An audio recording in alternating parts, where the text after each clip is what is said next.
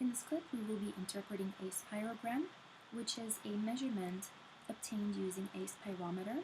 And a spirometer is a device that you'll be using to ask patients to breathe in and out of, and it will be recording their volume of air inhaled and exhaled over time.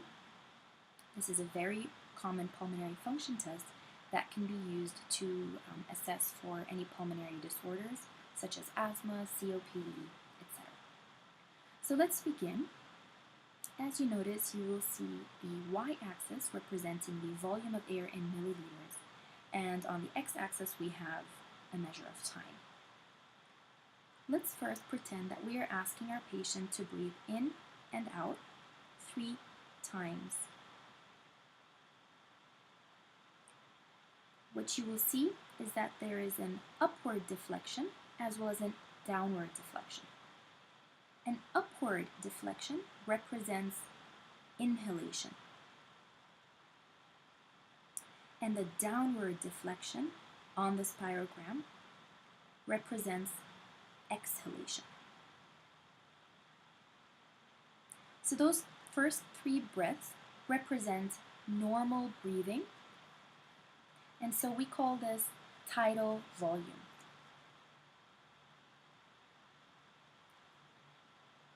TV. TV is known as tidal volume, typically measured at 500 milliliters, and it is the volume of air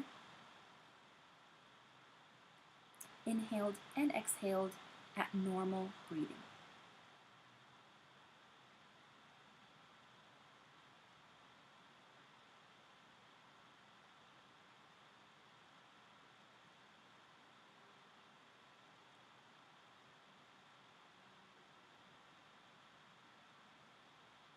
Next, let's assume that you are now going to ask your patient to breathe in very deeply. What you will see is that there is a very sharp upward deflection, followed by a downward deflection if you ask them to exhale. The volume of air that the patient can inhale forcefully after normal breathing is known as inspiratory reserve volume, IRV.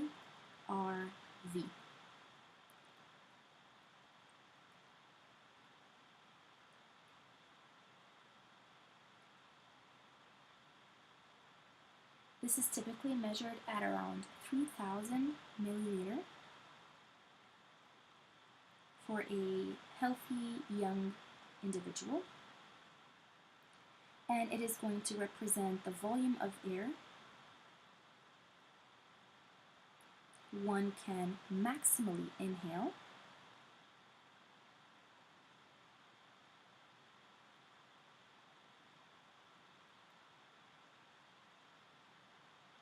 after normal inhalation.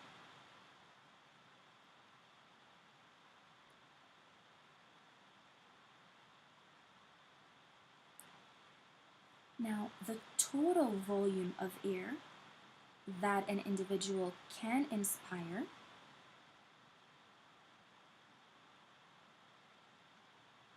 is going to be the sum of IRV plus TV. Tidal volume.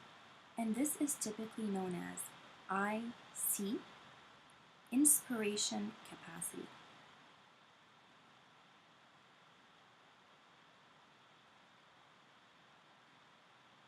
So this is defined as the volume of air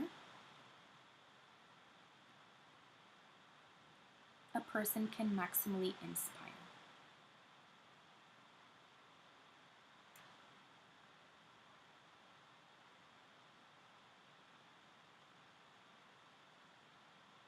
Okay. This is typically around 3,500 milliliter, which is the sum of tidal volume plus IRV, inspiratory reserve volume. Next up, let's assume that you then ask your patient to exhale forcefully. What you will see is a downward dip representing exhalation. And so the volume of air that your patient can expire after his normal breathing, so after his tidal volume breathing, is now called ERV, expiratory reserve volume.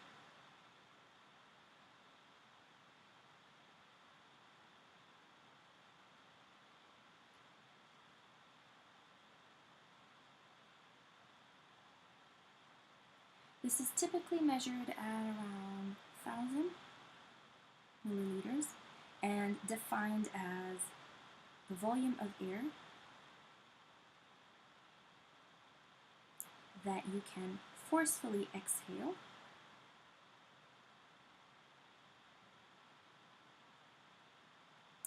after normal exhalation.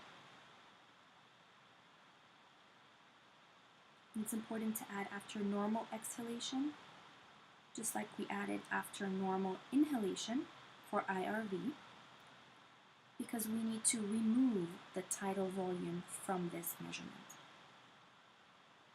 ERV. Now the next capacity that we are going to examine is something that we call vital capacity. And this is going to be measured as the area from the very end of IRV till the very end of ERV. So let me talk about it and then we will discuss how you can measure it using the spirogram or spirometer. Vital capacity, VC. VC is typically around 4,500 mils. And so this is defined as the maximum volume of air exhaled or expired after a forceful inhalation.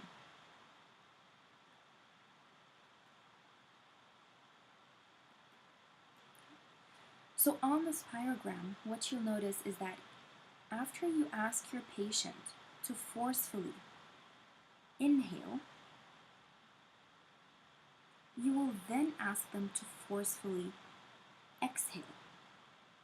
And so this volume of air from the top of the IRV all the way to the bottom of the ERV is represented as vital capacity. So you'll instruct your patient to forcefully inhale and then forcefully exhale.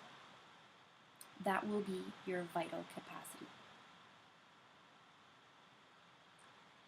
As you notice, the patient will not be able to exhale all of the air from his lungs, his or her lungs.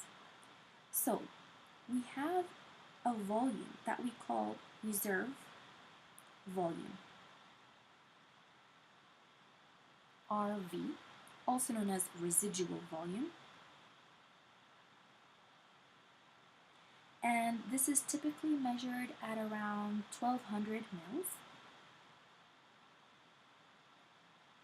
And so this is defined as the volume of air that will remain in the lungs even after forceful exhalation.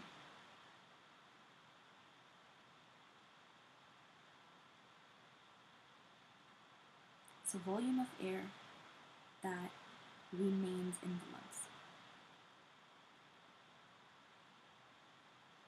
after forceful exhalation.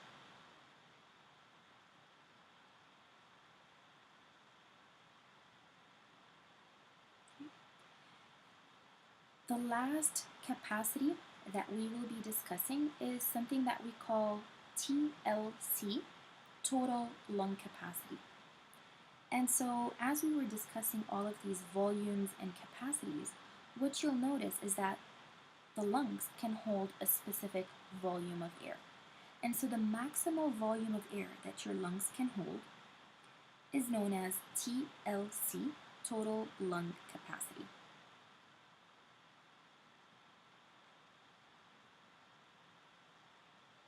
So this here is going to measure total lung capacity, TLC, defined as the maximum volume of air that lungs can hold.